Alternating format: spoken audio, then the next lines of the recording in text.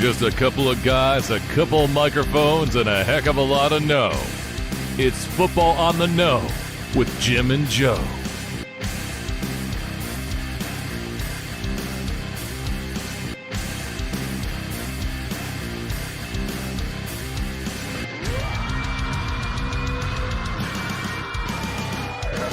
What they say, it's not the X's and the O's, it's the Jimmies and the Joes.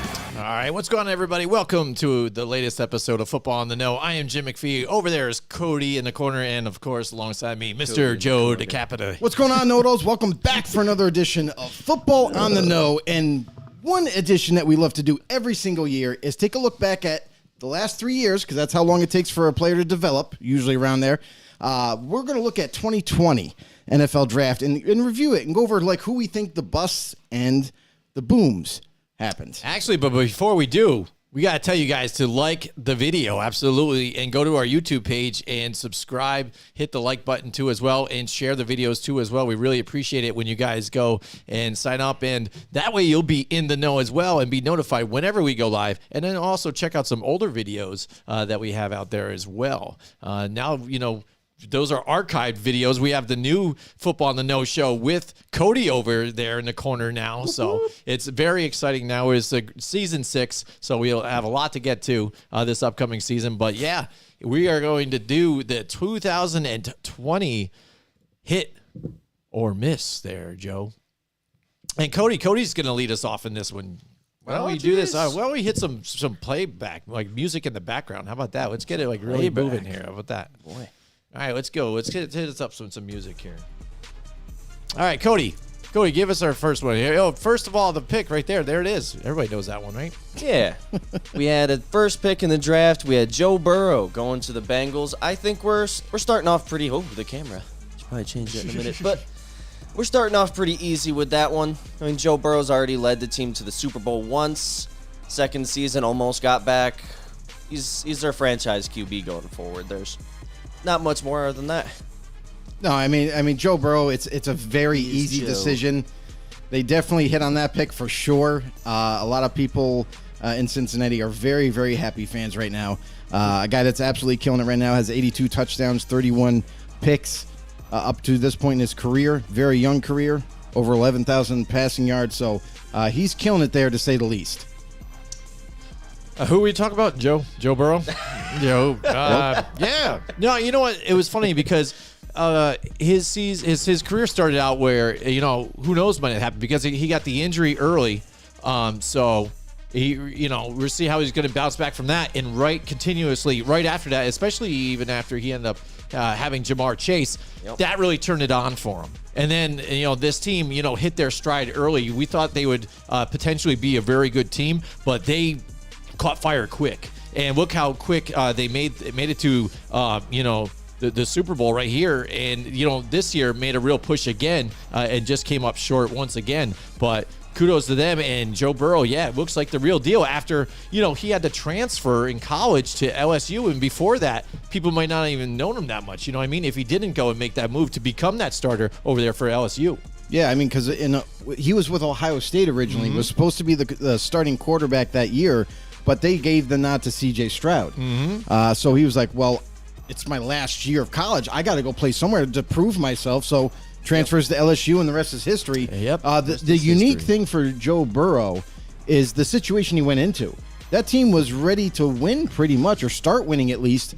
They already had a good receiving core, you know, pretty much before Jamar Chase got there.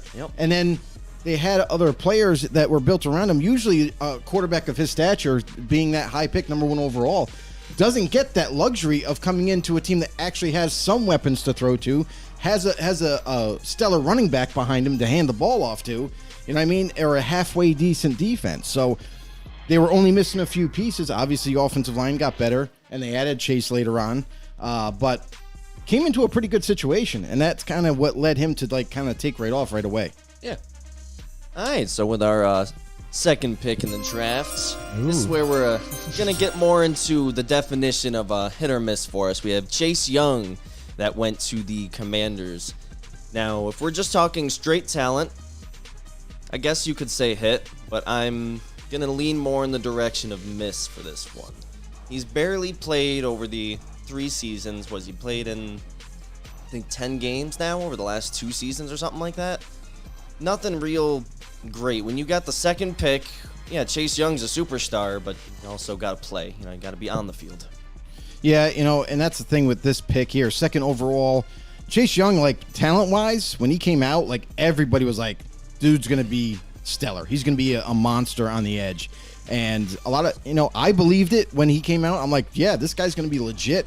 But due to injuries and everything, he just hasn't been able to stay on the football field. And surprisingly, Cody, he's played 27 games. Most of them in the first season? But not a lot to show for it. Yeah. So that when you look at stats for edge, I know everybody goes to the sack category, but like, oh, well, how many sacks do you have? Well, Yeah. not that, nothing really. Like 9 sacks total, and that's leading up to currently now. So, for a guy that was drafted that high, a guy that was supposed to be a difference maker at that DN position for the Washington Commanders now, Yeah, back then they were the Redskins. it's so how about that? not looking good. So for me, because of his unavailability on the football field and to be able to take over games like he was supposed to, it's a miss for me as well. Congratulations, you played yourself. Yeah, I know, and that's the thing. He's one of those guys that started off hot. That's what I mean. If you go after his rookie year, and that's what I mean. They made a playoff push right there and really put the pressure on Tom Brady in the Bucs, I think, in the playoffs there. And it was tough, and it looked like maybe that second season you were going to see more of this team. And they were trying to figure out the quarterback situation. That's when they did get Ryan Fitzpatrick, and you thought maybe they were going to make a push, defense be the same. But Fitzmagic went down the first week of the season, and that defense looked nothing really like of what we thought it might be. And then also the injury to Chase Young, like we were talking about, really put the nail in the coffin on that. And it seems like even since coming back and being healthy, he hasn't been that same type of difference maker and that type of guy. So I'm going to agree with you guys on that whole sentiment as well. It's just that since then, you haven't seen so much now. So, and being the second pick overall, that's got to kind of make it a bust, I think, at this point. He still has a long career ahead of him. So, Oh, yeah. like, just based off of right now, that's why this is why we're saying it's a miss. Yeah. But he could easily turn his career around, and if he can stay healthy, like, that's always been the big question mark with him now up to this point. If he can stay healthy, turn the corner, and be the guy that he was supposed to be, then it could turn into a hit. Absolutely. What do we got next, Cody? All right, with our third pick, we had Jeffrey Okudah being drafted to the Detroit Lions, who was drafted to be, the next big lockdown corner. This man can do everything, man, zone, and that just hasn't happened since he got to the NFL. I think he's developed kind of into like a decent number 2 or 3, but it doesn't really seem like his stock is trending up. He's never going to live up to where he was drafted, in my opinion. So that's a big ol' miss. Yeah, I mean, Jeff Okudah, I had high hopes for him. I thought that he was going to be that next shutdown corner for Detroit. They get their guy in place of Darius Slay, and so disappointing. I mean, he's still young. Maybe he can turn the corner next year or the year after. That's what Detroit's hoping at this point. But a guy that doesn't really impact the game as much as you would think. I thought this guy would have a ton of pass breakups. I thought he would be in the face of every receiver. But sometimes he just seems to get distance too far, and he leaves guys open too easily and is not as aggressive that we once thought coming into the NFL. Yep. So overall, Jeff Okudah, I am sorry, Detroit. I know that you're on the brink of becoming a real good winning team. I just wish Jeff Okudah was better for you, but he is a miss for me as well. Yeah, I'm going to agree with you guys, too, at the same, everything that you guys have said, too, as well. And especially being picked at that point, it's got to be kind of that difference maker, and he just hasn't been, and that's the thing. So it's got to be a miss for me as well.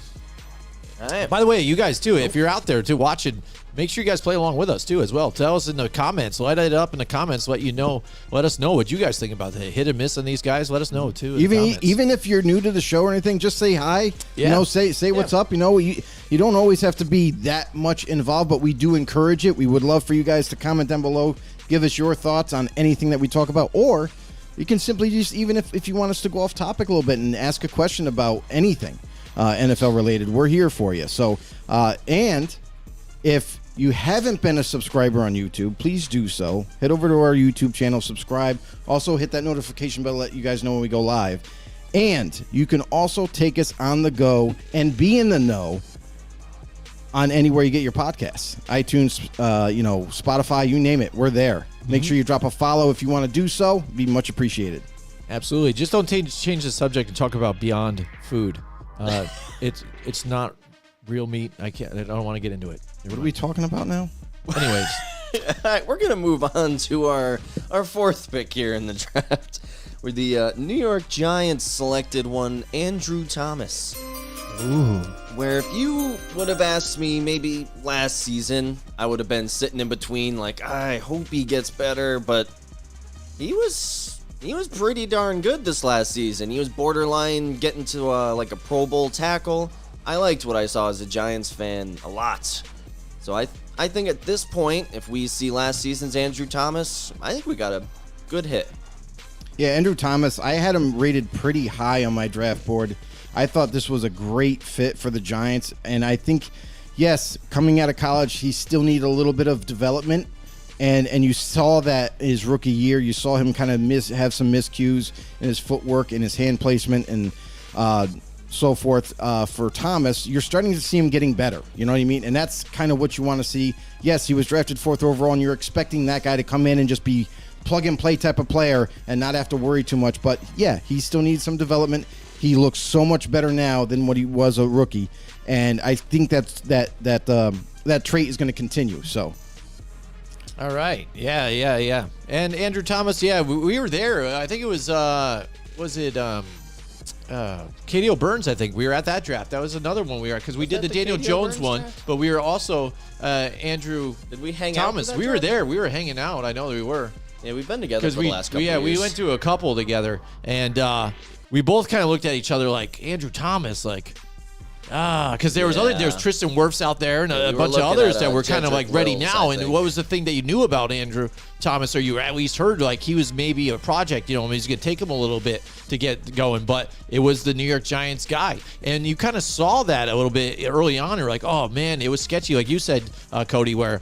Is he going to be the guy? We're not sure, but we did see the maturity. We did see him grow and become something better for them to where now with the New York Giants, you can't do without him right there at this point. That's one thing that they did hit on. It's just even was sketchy in the beginning, and to where he was picked with all the other talent that was there, it was on the border for a little bit. But the fact that he's still on the team and producing well for them, I think is a hit. Absolutely, sir, with so many drafts that the Giants have missed on. Yeah, it makes sense. All right, guess we'll move on to our next pick here, where we had the 5th pick was Tua. I think it's Tagovailoa. I think I'm saying that right. Close enough. Yeah, bit of a to a T. when we're Tua talking Tagovailoa. about hit or miss. It's still Yeah, very say it with early. the island vibe there, Cody. Tagovailoa. Don't screw him up too much. He's in the middle of the sentence. Ugh, no, we gotta swap I'm it. in my No, I'm just kidding. monologue, damn it. Hey, Yeah, it's a little weird whether we're calling him hit or miss yet, because you've seen so many hot and cold seasons already in just his first couple. He's coming off that big head injury last season. It's a little sketchy. We're not sure what he's gonna be like going forward, if that's gonna continue to affect him. You know, what happens if he keeps getting hurt, keeps getting more concussions? He could have a very early retirement. So I'd say as of right now, I'm gonna say miss on Tua, because at that pick you want your franchise QB, and Tua just hasn't proven to be a guaranteed franchise quarterback yet. I'm gonna disagree. I got one. 5th overall. Yeah, he wasn't ever going to be the number 1 overall pick. He wasn't going to be the top 3 pick. But he ends up going down to 5, and this is with a team that desperately needed to find their future quarterback. Wow. Tua had a lot going for him coming out of college. Yes, he did have that injury bug late in his senior year, and it really kind of crippled his stock. Otherwise, we could be debating he would get picked with the 2nd spot. So for Tua, going into this draft process and being able to try to show the naysayers that, no, I am the legit quarterback, I can be for the future, give me a shot. Like Miami really they fell in love with him. It only takes one team to do so. And for Tua, what he's been able to show, yes, early in his career, they kind of played games, right? Like there was like musical chairs with Tua and then Ryan Fitzpatrick and who's the starter. 1 week it's Ryan, the next week it's Tua. If you want the guy to become your franchise quarterback, you need to let him develop in and on the field. So for Tua, for him to kind of battle through all of that and then finally get a legit shot recently now in his career, he's starting to prove to people that, yeah, I do deserve to be a starting quarterback. I am the franchise quarterback for Miami. And he's shown enough, I believe, that now he can take them to the next level. Look at this as recent as last year on how well he was playing. Yes, the concussions were definitely a concern and still are. But his productivity last year alone was really helping his team. Obviously, they upgraded at a lot of different positions last year. And you saw like what Miami could possibly become had they all been able to stay pretty much healthy. And for Tua, I would say this, like career-wise, his career is going to be impacted if he gets another concussion. Like that, he had way too many in a short amount of time. And if Tua does, in fact, get another serious concussion this year, it might be time to call it a career. Because now you're getting into that realm of uncertainty and maybe life being taken away, and you never want that for anybody. So for Tua and his concerns, I hope to God he stays healthy. I hope he never has a concussion again. But we'll have to wait and see what he can do going forward. We got SWB Pro in the house with us tonight. Let's give a shout out. Says hello, and it's funny because this guy, whoever it might be, lady, what's going on? Perhaps How you doing, bro? The pro is on the same wavelength as I am, and it basically stole what I was going to get to and say. But said Tua's reminding me of Andrew Luck completely. Played amazing, but those injuries, right? And it that's what I mean. As you're speaking about it, that's what I was thinking. Like the same type of thing is if it happens this way, if it goes down the way that Andrew Luck did, I would say the one thing though, it's not completely though, because Andrew Luck really was the number 1 overall pick. A high expectations. You didn't have those expectations that you do with, now Tua doesn't have the expectations that you did with Andrew Luck. Correct. You know, he already had the injuries ahead of time, and you were just like, oh man, he's injury prone, not sure where he's going to lie in that draft. And you weren't sure, you heard that Miami wanted him, and they happened to have the positioning to get, you know, what they wanted and also get Tua at the same time. So they got their guy still no matter what. But the injuries still play along with him. We are starting to see that he can be productive. And the one question we had about him was, what can he do with some weapons? Well, Miami went out and got shit tons of weapons here for him. Saying, here it is. Let's do it. Tyreek Hill, great weapon to have. And you saw what he did. He flourished in this offense. You know, so it looked really well for them. But the injury bug now, again, plagues itself, rears its dark head. And to touch on the point about the Andrew Luck, is the fact that we might be able to see Tua look really good, but does it damage his career now to where we never really get to see if he was going to be a hit or miss? So we're left confused about, we just didn't know. We just don't know because it's insufficient evidence, I guess, at this point. I mean, with concussions, they're unpredictable. They're not like your typical injury like an ACL tear or, you know, you blow out your knee, you know. But for Tua, like, it's one of those like sneaky injuries that like we kind of like, man, we all know how serious it is. But at the same point in time, it's not like an injury like that you can like work on to prevent. It's one of these freaky type of things we've seen, you know, with DeMar Hamlin you know, last year, and him having a seizure on the field and everything. That was very, very like heart-wrenching. That was concerning. And these type of things do happen in sports. It's not just football. Yeah. But like they're freaky injuries that happen. So for Tua, in the concussions that he's had, like Miami has to do everything possible to try to keep this guy out of harm's way. Now that whether that's play calling, whether that's because we've seen the 49ers offensive play calling, how they like to utilize the quarterback in the running game. And I say like maybe scrap that from now on. Like you got to protect this guy. So the addition of Tyreek Hill, tremendous. And then the year before that, they drafted Jalen Waddle, tremendous. Like now you're starting to see Miami's offense kind of bloom with Tua. And that's kind of where they needed to get to with him. So Going forward, yes, we're still got to evaluate, and hopefully Tua doesn't get any kind of serious head injuries. Do you have a But head injury? At the same time, I think this pick is justifiable where he got selected. He is a franchise quarterback.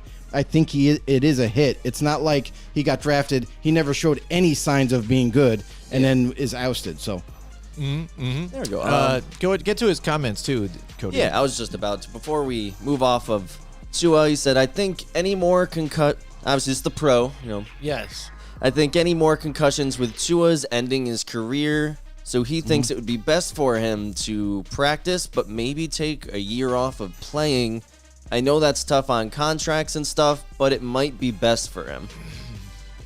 yeah, and I think That's tough. about the taking a one year the off, one though, thing too. I'll say That's about tough. that is, and this is that was kind of touched on, and you can only imagine the conversation that was had between Tua, his family, and the organization, was that they were everybody is right there in the same room. They're all having this conversation like, okay, what are the major concerns going forward? What is the absolute worst thing that can happen? What's what's the best thing? Like they went through everything and had a big discussion, and they all came about and said, listen. Tua said himself, he goes, I still want to play. Like, I still want to play. Like, I understand the risks. I understand everything. But I want to play and I want to win with this franchise. So the organization is like, okay, but we might have to change a few things with the offense to try to keep you safe, just to prolong your career and to keep you healthy. So I think those conversations already have been had, obviously, and they're moving forward. So hopefully they do the right thing offensively. Hopefully Tua doesn't sustain another crazy head injury, and may him have a long career going forward. There we go. I guess we'll move on to our next pick. Next in the draft. All right, next, speaking of potential franchise quarterbacks, next in the draft, we had one Justin Herbert was selected by the Chargers. Ooh. I wasn't super high on Herbert coming out of college, so, that's a miss on my part. But ever since, I'm going to say even his first start on when Tyrod had to come out of that game because of the punctured lung incidents, he's just, I guess, looks different, for lack of a better word. He's looked like a seasoned vet from his first game on. It's been pretty cool to watch. I think the Chargers had an excellent pick here, and I think for years Herbert's going to be their guy. I just hope maybe he can see a little more playoff success. Right, and that's the thing is like Justin Herbert. This was a guy that not a lot of people had him rated real high. I feel Cody that there was a lot of even so-called experts that had him maybe he's the fourth, maybe he's the fifth best quarterback coming out. For me, I liked him more than the majority. I really had him high up. I had him in the top three. I'm not sure if I quite remember how I had it in order. Herbert definitely wasn't number one. Burrow was my number If one. you guys That want was to find easy. out, just look back at our old videos. Exactly. Make sure you like the video and share it. But other than that, I definitely had him as my top three. So I liked the tape that I saw from him coming out of Oregon. A big physical guy who had mobility. He had the ability to throw accurately and the strong arm at that. For him to go down to 6, though, I thought was kind of crazy. I thought Miami might take Herbert where they were.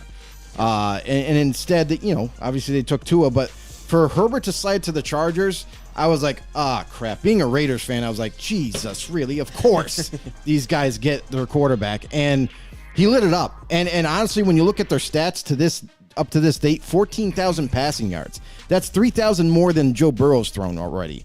94 touchdowns to 35 interceptions. That's better than Burrow. Yeah. This guy slid to 6, and some people overlooked him, but man, were the Chargers happy when it happened. This was an absolute hit and a half. Got their franchise quarterback, 22 years old and killing it. So good for the Chargers. And there's nothing more to say. The guy's just absolutely destroying the league.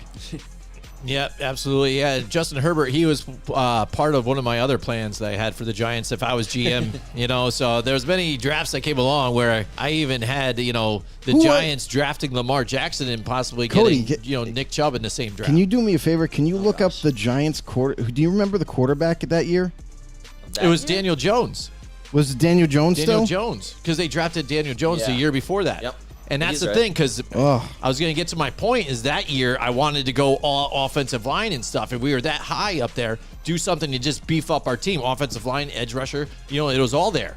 You know what I mean? The Giants load up on that, and then Herbert get him the next year because I knew we were going to suck anyways. It might as well build up that offensive line, get it going. Justin Herbert, the type of guy we wanted, and they really liked Daniel Jones, and they went all in on it, and now we're seeing what happens with that. What's funny is because we did our 2019 hit or miss, and at this point, when we looked at Daniel Jones too, we were probably inconclusive on Daniel Jones and giving him a miss.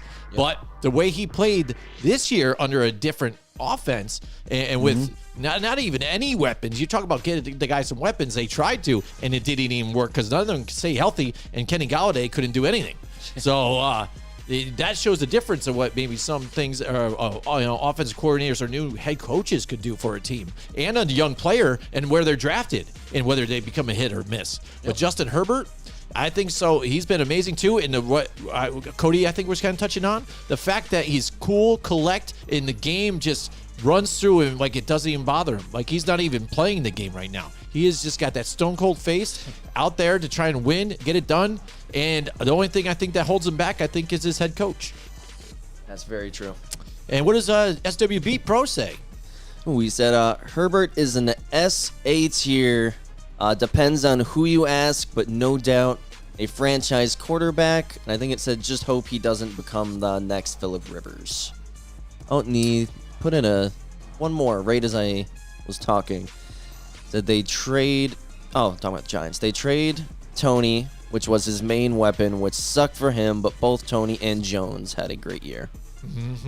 Yeah, Tony, whenever he's on the field, but that's what I mean. It sucks when you see some of those guys that don't want to play for your team or they're injury prone, whatever, and they go on to get success with other teams when, like to go and ride the bandwagon of the coattails of the Kansas City Chiefs. Well, the crazy part is that Tony was healthy the rest of the Oh. year. Mm-hmm. Yeah. So a guy that was healthy, ready to go, they were like, oh, no, we're not going to play you. We're going to trade you. And, he goes with Kansas City Chiefs, and now he just proves himself like, hey, I'm a weapon. I can be utilized. Yeah. Yep, and they needed him by that time in that Super Bowl. I mean, they needed him because their weapons, were just getting injured. Exactly. I'm a little surprised that they didn't give it a go, like didn't put him out on the football field before they decided to say, all right, now we're done. Yeah. You know what I mean? Yeah, but again, I think he was being stubborn about being out there. He just wanted out. But he says, SWB Pro says, by next Phillip Rivers, I mean a great quarterback who never even had a chance to win the Super Bowl because of dumb losses. And I think some of that, and I bring up the Phillip Rivers thing a lot. We've talked about it a bunch, just because I think he was, again, a victim to the fact that they were Tom Brady's and Peyton Manning's in that same AFC. So you saw, and he just wasn't at that echelon. That team was good. I mean, you got to talk about LaDainian Tomlinson, Sean Merriman and all these other guys out there. Junior Seau was even on the team too for them. So there's some bigger names and these weapons. Vincent Jackson, he was there too. And he just wasn't able to get to that echelon because you had Tom Brady there in the playoffs every single year. If it wasn't him, he had to face off against Peyton Manning and the Colts, and Marvin Harrison and all those guys. So to try and beat those guys every single year, I mean, it had to be tough for Phillip Rivers. All right. I think we'll conclude on that one and move on to our 7th pick in the draft. We had Derek Brown going to the Panthers. And I think this is another one of those just kind of slam dunk picks. This guy has started every game he's been healthy for. He's barely missed any time. And when he's on the field, he's there. He's making a difference just about every play. And while, defensive tackles don't have to be pass rushing specialists, he at least helps in that department. I know run stoppers is big thing, the reason he's there, but this guy just all around, great player, excellent pick. Yeah, Derek Brown was one of the studs coming out, and if you needed a D tackle, this was the guy to get. Coming from Auburn, he ended up having 6 sacks in his rookie year. It was insane. Not to mention, definitely a big-time disruptor into the backfield, a guy that can play both. He could pass rush, and he could also stop the run. I mean, you got the best of both worlds with him. So for Derek Brown coming out, like Carolina, like, oh, this is a need, and this is where we were hoping we would get him, So Derek Brown goes right down to 7, easy pick. That's definitely a hit all the way. Yeah, not much to say about this one either. He's the good Derek Brown that played for the Jacksonville Jaguars. So, I mean, again, hit absolutely what they needed, and it epitomizes what that Jacksonville Jaguar team does. Is really, their defense has been pretty good for the last couple of seasons too, and what they do, and they sneakily get these guys here in the draft and really build it up. He meant to say Panthers. Yes. Panthers. You meant Panthers. That's what I meant. Sorry. It's all good. All right, on to our next pick. We had Isaiah Simmons getting drafted to the Cardinals. This guy we all knew coming out. This was a very different player. This was a linebacker who was very fast, who could do it all. He could stop the run, he could stop the pass, and he's done just that since he went to the Cardinals. He's very quickly turned into a leader on that team, and every year it seems like you're seeing him just get better and better. I mean, the ceiling for this guy is just insane. I can't wait to see what he does going forward. I just hope that team as a whole can continue to get better and not just plateau at this mediocre team. Hopefully he's not stuck with the franchise and they just don't end up going anywhere. That's true. For Isaiah Simmons, he was one of those guys. He was almost like a hybrid in a sense. He played safety. He also played linebacker for Clemson, and was just a sideline to sideline type of player. Was all over the football field, breaking up passes, making great tackles, and at times picking the ball off. So for Isaiah Simmons to go to Arizona, it was kind of like the perfect place to go for him. When they had the defense that they had then, he really kind of fit into it. But there was a lot of question marks coming out of the draft, how ready is he? Is he like a plug-and-play player, or is he like a guy that we need to further develop? And that's kind of the thing about Isaiah Simmons is coming out of the draft, teams were kind of like they weren't all in on him, some of them. So I feel like that's why he went to 8. Otherwise, I really believe that he could have been picked earlier. So for Simmons, he needed a little bit of development, and he needed to pick a position. That was the other thing. Because him playing in safety and linebacker, you had to pick something, and he ends up getting into that linebacking role, and you can see from his rookie year, which he hardly played actually, and then his second year got on the football field a bit more, started to gain ground, and then now you're starting to see the player that he can become, and a big time disruptor. It's a hit from me. Who are we talking about? Isaiah Simmons. Yeah, I don't know. It's like I thought he'd have a bigger impact, I think, with this team, but I don't think he really has. So I'm going to say the jury's still out on this one. Ooh. All right. Going Interesting. against the curve a bit. All right. With our 9th pick in the draft, we had the Jaguars taking C.J. Henderson. While, last season was where we finally got to kind of see the ceiling for C.J. Henderson, but it wasn't in a Jaguars jersey. We're finally getting to see this guy who could be maybe not a number 1, but a very good number 2 corner that we've been kind of waiting on. So I'm going to say purely because he's not on the Jaguars anymore. But I'll say this is a missed pick for them. Yeah. But I do like C.J. Henderson going forward as a player. Yeah, I like CJ coming out. I definitely didn't think he was ready just yet. As a lot of people wanted to push him as that shutdown type of corner. Yeah. Definitely has the attributes to become one. And 3 years later, you're not on the team that drafted you in the top 10. That's a concern. So that alone right there is where a franchise gave up on a top 10 pick. Doesn't bode very well. So it's an easy miss for me. Hasn't shown enough going forward, and I who knows. Still, there are late bloomers in drafts sometimes. Yeah. Maybe a couple years later, he's going to be an all-pro corner. We don't know, but it has happened before. So for me, yeah, it's easy a miss. All right. Yeah, I'm going to agree. Same thing. Yeah, not a lot of stuff on paper. Doesn't really add up to what it should be. Yeah. Same thing. And like Joe said, once you're on a different team already after that first contract and you're just looking somewhere else, yeah, time to move on. Makes sense. All right, with our next one, our last pick of the top 10, we had Jedrick Wills going to the Browns, a guy who I kind of hoped was who the Giants were going to get. I thought that was going to be slant dunk, Jedrick Wills. Oh, yeah, let's go. And then, Andrew Thomas, like, all right, a couple years from now, I'm going to be pretty happy. Maybe. And since day one, Jedrick Wills has been who we all thought he would be. He's been a great tackle. He's been on the field. Dude, another one of those guys that just hasn't missed many games. I think he's missed like 3 career games or something. He's there. Availability's huge. And he's been like a step below all-pro level. He's a great player. All-pro's different, but this is a big hit for me. Yeah, he's definitely on the cusp of that all-pro level. Yeah. And where they ended up drafting him, this is the kind of tackle that became a plug-and-play player. Like, that's simple. Like, this was the one guy that was crazy that he got to 10. And when he did, Browns fans were ecstatic. Like, this is a guy that ended up not only panning out, but also a guy that you can see now, 3 years later, like, wow, not only is this guy our tackle, but he's like the franchise tackle. Like, he's not going anywhere for the next 10 years. So feel comfortable that he's on your team. He's going to help protect that quarterback, create rushing lanes and what have you. But he's definitely panned out. Definitely a huge hit. Yeah, probably Mrs. Baker's book club. That's probably the biggest part, right? Yeah, absolutely. Yeah, absolutely. I'm going to agree with you guys, too. Same thing. Yeah, I mean, it's pretty cut and dry. Yeah, makes sense. You guys get to all the points by the time it gets to me, so it's all I know. good. It's happened on the last I couple. just agree, whatever. Sounds good. Here, actually, you can kick us off with the next one then. We have Mekhi Becton was drafted at the 11th spot to the Jets.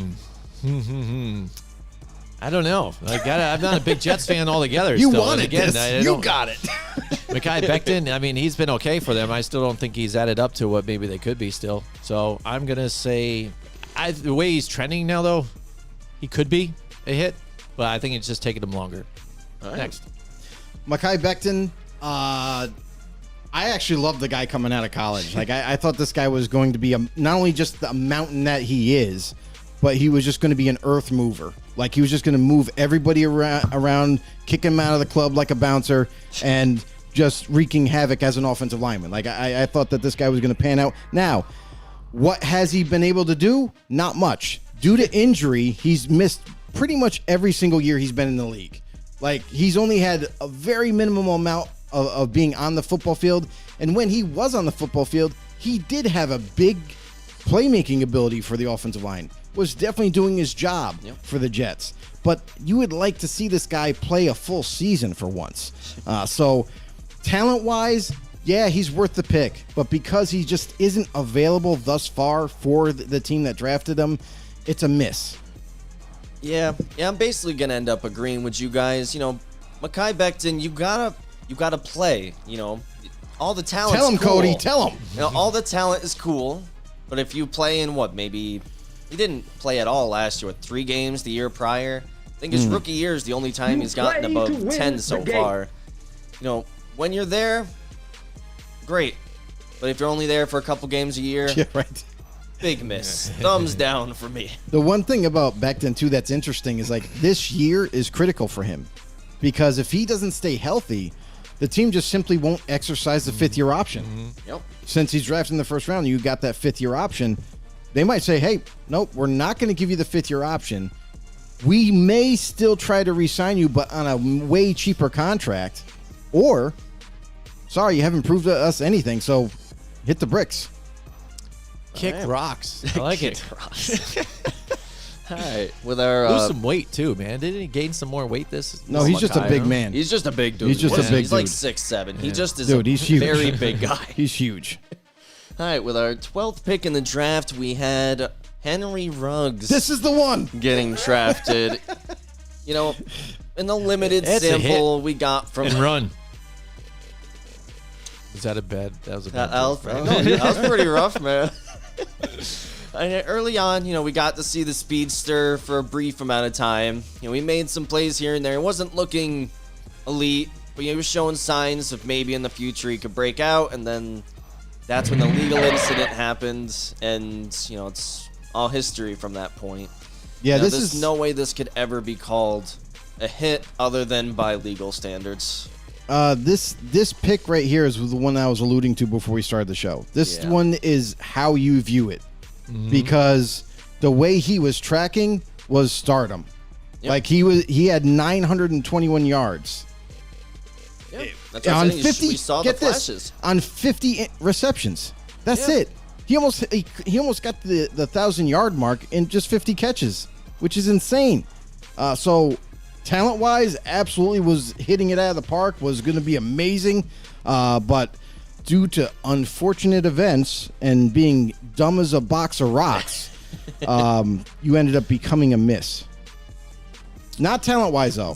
Not yeah, I mean, talent-wise. I think it was a hit for the Definitely was Raiders a hit. when they got it again. But again, Jesus. sometimes people when they go to These Vegas damn and kids. stuff, yeah, it's been even other players that don't even play for the team. They end up in trouble in Vegas and things and do stupid things.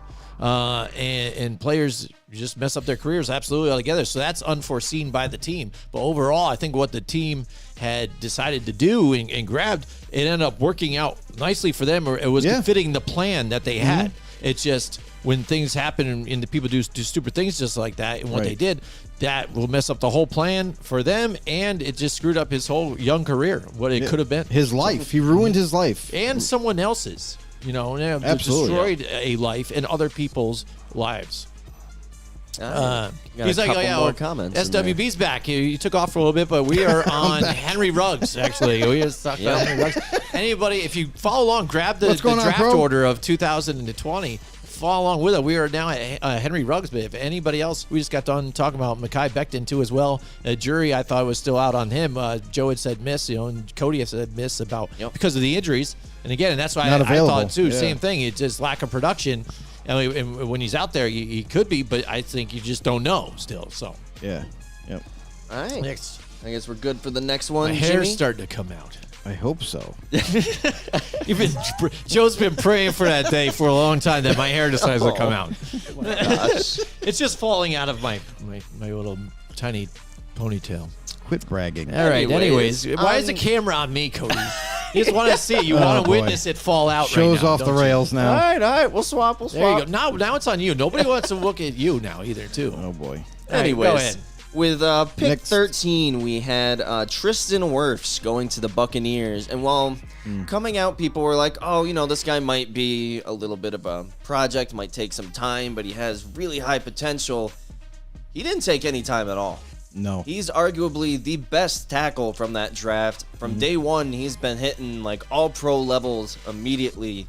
This guy's just a freak. Like he's fast for a lineman. He's strong. He just bullies. Pass, run, doesn't matter. This guy's just a bully on the field. Yeah, Tristan Wirfs down on your knees ended up and tell me you becoming, love me. like Cody said, like the best tackle coming out. And between Jedrick Wills and Tristan Wirfs, I feel like those were the two like kind of favorite tackles coming out that you didn't have to worry about developing at all. You didn't have to worry about will they pan out, will they not? They seem to just gel. So Tristan Wirfs definitely has nailed down not only the tackle spot, but also he's number one in the hearts of fans of Tampa Bay everywhere. Definitely a hit for me. Super solid. Guy can do everything at that position. So hands down a hit. All right. I think it's a hit for me, too, as well. We talked about it earlier when we talked about the whole Andrew Thomas thing situation. Again, we looked at it. Tristan Wirfs was there, a few others, and you're just kind of like, yeah, and they're like, oh. But overall, for the Giants, it worked out for them. But Tristan Wirfs there, it was. And that was big, I think, for the whole Tom Brady saga, too, as well. Because one thing that Tom Brady definitely needed was support and help to stay upright there. Because you saw in the last season, especially when he decided to come back, that wasn't so good, get hit all the time like that and not being able to have that stability because their offensive line was battered. They had this no season. interior offensive line. So no center, no nothing. it was a hit for them, absolutely. But who knows for the Bucs where they go now? Now they have Baker Mayfield now over there. So interesting. Don't forget Kyle Trask. That The- could the, be. The organization that's right. is Yeah, very true. high Kyle on him. Trask too as well. So who knows what could happen? I just can't wait to see Yeah. Baker headbutt people. Yeah. Oh gosh. He's gonna headbutt Kyle Trask and then Trask Knock is him out. I'm the in way to now, do it. bitch. Take that. There we go. We got a couple more comments. SWB just said, "Oh, Ruggs." when Yeah, we were- when we were exactly. there. About this Oh, guy. Ruggs. Hey, that's good. And then he Not much to doesn't. be told. Yeah, didn't know a lot about Tristan Wirfs. That's fine. Yeah, that's fine. Next. Yeah. On to our next one. We had one Javon Kinlaw getting drafted to the Niners. It's tough to even judge him. He's only played in 10 games now over the last 2 seasons. Like the talent's there, but I have no idea if this guy can be successful. He hasn't played long enough. You got to be on the field. He's played about as much as Becton has. Yeah, he's missed a whole season and then missed some other games the previous year. So I actually liked this pick at the time. I liked Javon Kinlaw. I thought, coming from South Carolina, that he was going to be another one of those disruptors, a guy that can penetrate in the middle of the offensive line, get to the quarterback quickly. I still thought that coming into this draft that he would have to develop, better run defense and not just pass rush to keep him more balanced. But in the short amount of time that he's been on the football field, he's only had 1.5 sacks on a Niners defensive line that is stout. Like, it's stacked everywhere. There's no weakness. So for him to not have more production in that area, I expected it to happen. So I think going forward, obviously he's got to stay healthy, got to stay on the football field, and maybe he still, he has some time to develop his skills a little bit better to make more of an impact. So for this pick, I mean, even though I like the pick at 14, I'm going to say at this point in time he's a miss. Even though, yes, he's missed some time and everything, but I just haven't seen an impact like I would have liked. Yeah. Yeah, I agree with the same thing. That's what I mean when you're drafted in the first round too. Here and on defense, that's great like that. That actually opens up opportunities for everybody to get some. It's not just one special weapon here, because when they have to guard another guy too, a guy like Nick Bosa here, that opens it up for other guys, and he's not able to do that. And like you said, the biggest ability is your availability. First season started to kick something off, but still not even great. He did have the INT for a touchdown, but again, 1.5 sacks, like you said, too. Not really spectacular. And since then, hasn't been on the field. So I'm going to have to say at this point, it's got to be a miss. All right. On to our next point. We're getting near that halfway point of the draft. I can take a break then? Yes. No breaks. Can we get coffee? It's got a while. So at pick 15, we had Jerry Jeudy going to the Broncos. And while he is a very good player, you also... look at the guys drafted after him at wide receiver. For the most part, there are multiple superstars that got drafted after this guy. Jeudy has just been solid. He has yet to break the 1,000-yard mark, which isn't completely his fault. He's never had great quarterback play, even with superstar Russell Wilson last season. It's, at the moment, just because he was one of those top wide receivers taken, I'm going to say... miss until he can break 1,000 yards. I think he's a good player. Yeah. But to be that top wide receiver, that's a miss currently. Yeah, I agree. Jerry Jeudy if you ask anybody before that draft who you had at number 1 overall as a wide receiver, a lot of people had the debate of Jerry Jeudy being number 1 or CeeDee Lamb. Like, that was like the big debate. For Denver, they fell in love with the player. Like, listen, guy runs really good routes, had the speed and everything. So they thought by bringing in Jerry Jeudy that, he's going to be our answer. He's going to be the one that kind of catapults this offense with Courtland Sutton. And we haven't seen that up to this point. And it's because the Denver Broncos have been looking for the last, 10 years for a quarterback. Still haven't found one. They thought they got one in Russell Wilson, was going to be the savior in Denver, but we still didn't see anything as of last year. Hopefully with now, Sean Payton coming into the head coaching role, we all know how creative he is with his offense. Yep. I think if anybody was to revitalize Russell Wilson's career, it's going to be him. And in doing so is going to revitalize Jerry Jeudy's, perspective path going forward in his career. So at the time right now, because we don't know the future, I will say... I can't predict the future. I will say that Jerry Jeudy has to be a miss at this point because he hasn't been being that high of a pick at wide receiver, you're expected to come in and regardless of who's there at quarterback, you're expected to be a dominant player. Yep. And just hasn't met that yet. Maybe he'll do it this year, but as of right now, a miss. I don't know. I think you guys are a bunch of haters. So I think No, I it's go off just- production. Yeah. Okay. Sure. All right. But his first season, he ended up having 800 something yards, but then injured. That put a big damper on things. But this year he bounced back with 972 yards, and it was only in 14 games that he started. So he would have been your 1,000-yard receiver, and he had 6 touchdowns too for a team that was horrible. They had no identity. So they were trying to go to somebody here, and he was a good, productive player. I mean, if you look at 900-something yards on a Dallas Cowboy team, I mean, that's amazing for them. That was their starters. That was their, Dez Bryant at one point. It was, when he was their number one. So, I mean, for you guys to say that, he's just a bust or whatever, if that's what you're saying. He's a miss right now. Yeah, I think it's just. I just think the guys that he were could do. I think behind you him. just haven't seen the best yet, and and Well, I don't no, like to we defend haven't. a Broncos player, but I think even to where he is, and the fact that he was only injured 1 year, but even both seasons with not even a full season to play. On the cusp of 1,000 yards, I think is fine. I think he's trending upwards, and I think now with this offense, I think he's only going to get better. So I don't think exactly that it's a miss. The fact that 1 year he got injured didn't kill him, because I think the other seasons that he played still showed potential. So I'm going to say it's a hit at this point. Yeah, he's been banged up too often, though. Like, he might not. It's He like might, some of these other guys you've talked about, though. Where you say, Who? I'm not sure about like Mekhi Becton and things like that, or even like you just talked, Kinlaw. I mean, so. Yeah, no, that's right. But he's been banged up in games to the point where like he can't be as productive as you would like. So for Judy, as of right now, where he's at, like when you get picked top 15 as a wide receiver, you're expected to be So 900 yards isn't the good most- enough in 14 games? in 14 games. That's really good. One season though. Like my thing is like you need consistency at that position. Not to 2 mention, seasons. not to mention Judy himself Out of 3.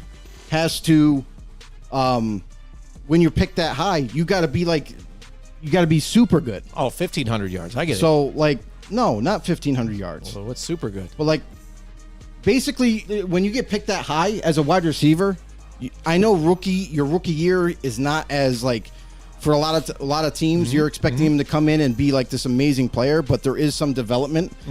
But for Jerry Jeudy, he hasn't reached that pinnacle of being considered like one of these top flight elite receivers. No. When you get picked that high, you're expected to eventually become that type of receiver.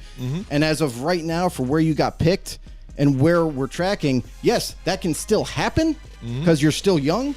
But as of right now, after 3 years, to me, it's still a miss for being that pick What that does high. SWB say? No, he said Judy is interesting, not bad, but not great. Also, So there you go. And then he's laughing out loud at something out there before that. I'm not I sure think it what was that his comment before. I think he said Joey Bosa is mid or something like that. Let me see. I can go back a little bit. Not gonna lie, Nick Bosa kind of mid. Oh, burn, man. He's got to throw it out there. He said, what did he say? Also, he's much more into the AFC since that's where my his team's teams at. are at. There you go. All right. All right, guess we'll move. What else? Where are we? We're at 17 now? Yeah, I think that's where 16. we're at right now. Are we? 16. 16. That's All right. Mr. AJ Terrell going to the Falcons, where he got a little, overlooked initially because everyone was kind of salivating over Okuda at the top. They're like, oh, this guy's so good.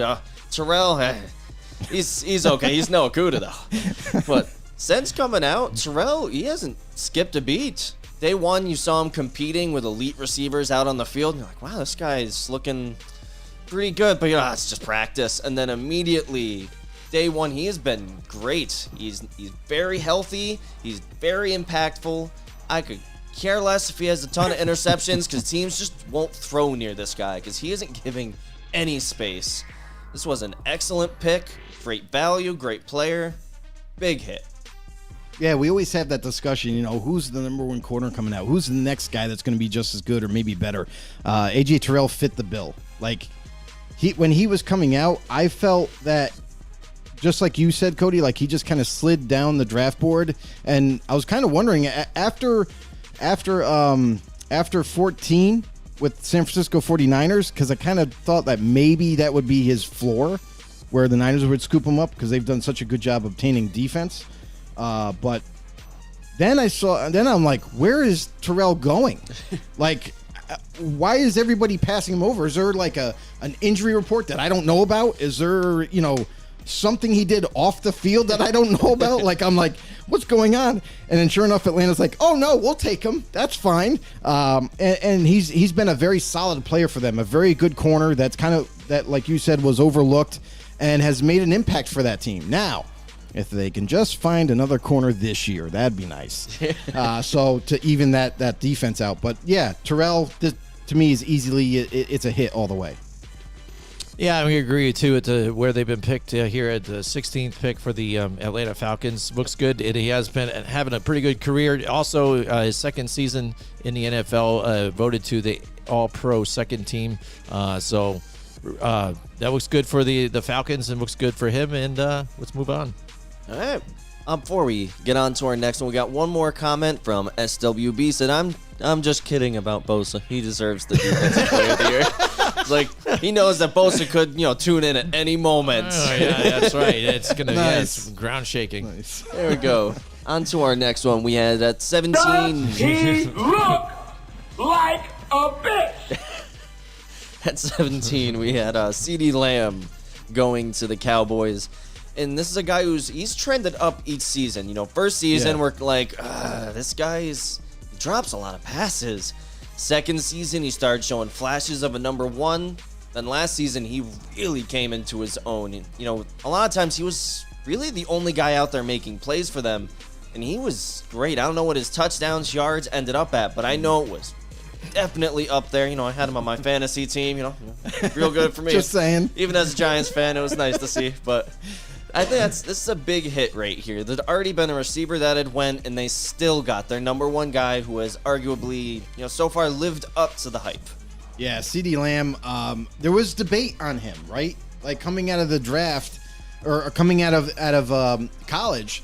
There was some debate there, like who's number one, who's number two. A lot of people had CeeDee Lamb as being the number one overall receiver to take, and some people questioned not his catching ability, but they all kind of knew where his speed was at. But some people questioned, believe it or not, his route running. And I'm like, I took a look at him. I'm like, why are they questioning this guy's route running? He looked pretty good to me. And for the Dallas Cowboys, they needed a receiver. They needed a go-to guy. And they were able to obtain a guy like CeeDee Lamb, who not only has size, he has decent speed, and has a ton of playmaking ability that you see now and today. So for CeeDee Lamb to do what he did, to fall as far as he did, end up with the Cowboys, as sick as it makes me feel, it's a hit all the way for me.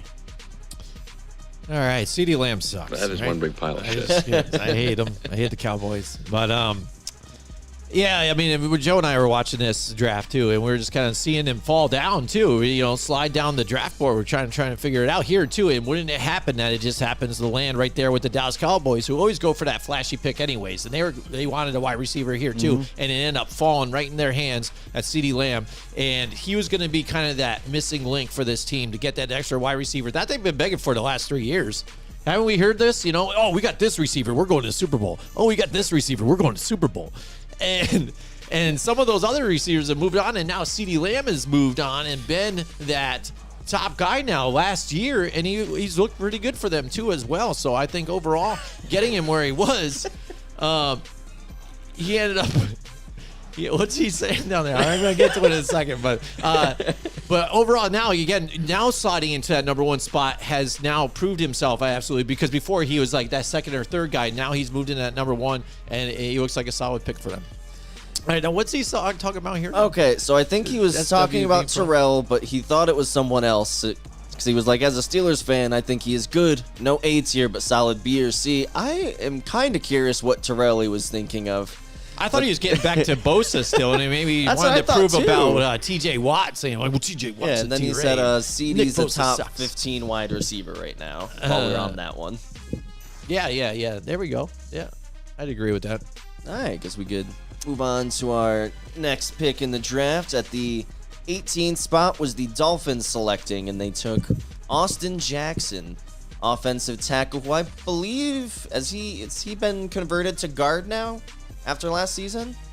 After last season, I think so. Yeah. I think he ended up getting moved to guard. Yeah, because I know last season, he had his injury. But before that, he had started just about every career game. When I look at drafting a lineman in the first rounds after a couple years, I'm like, how consistently has this guy been there? How many times has he started for them? Whether it's at tackle or guard.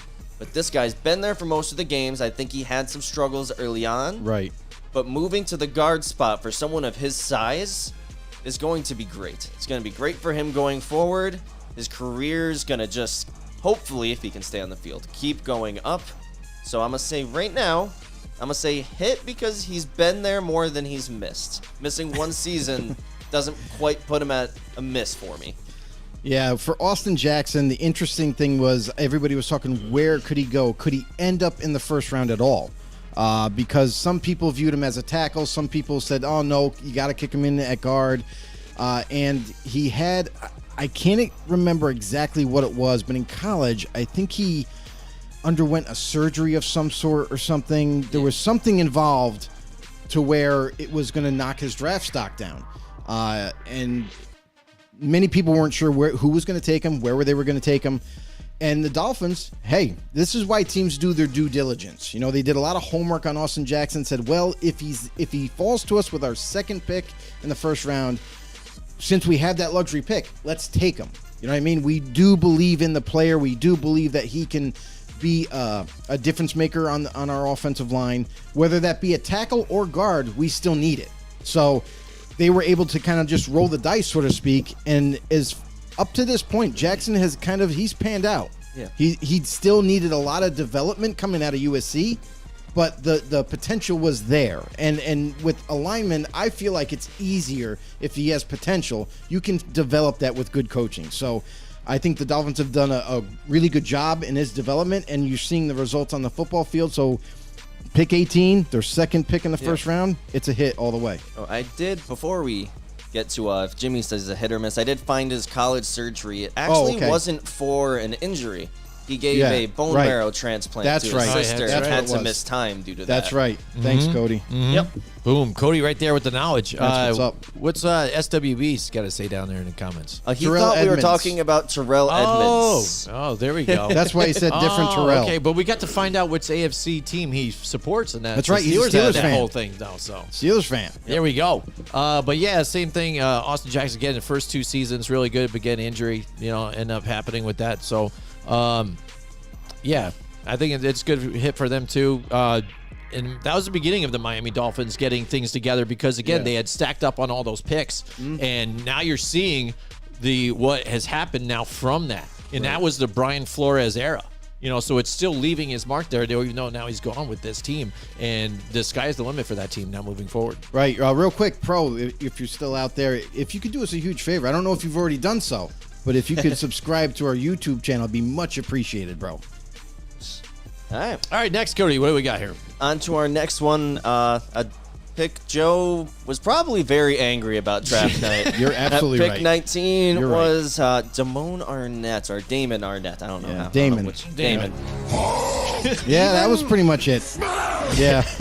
Because even when he got drafted there, we're like, this guy's going in the first round? Like, what are they doing? And even when he was on the field for a bit, he looked like a second or third round corner. He didn't look great. You give him that much credit?